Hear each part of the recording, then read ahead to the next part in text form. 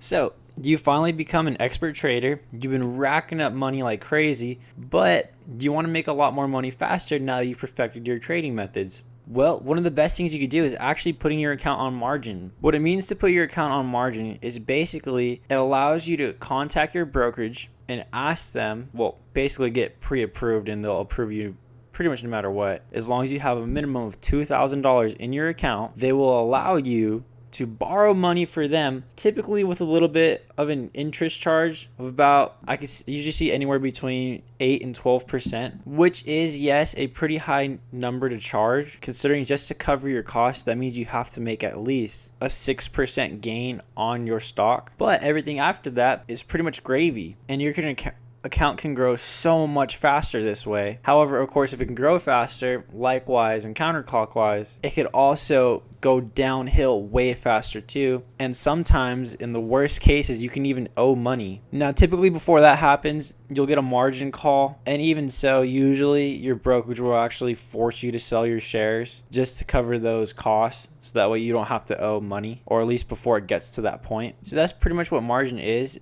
It's basically you borrowing money from your brokerage firm in order to grow your portfolio a lot faster. Now, typically what I like to do with my account, since my account is on a margin, I like to trade off of margin until there's a major dip.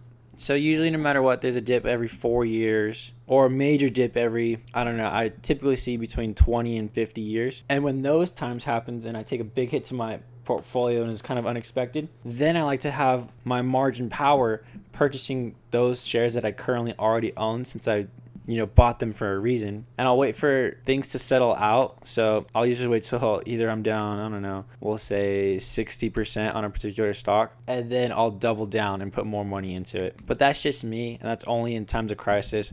Obviously, you can keep trading on margin if you feel like there's no major dip that's going to really occur. So either way, I hope you guys really liked the video. Remember to leave a like, comment, and subscribe for more future content.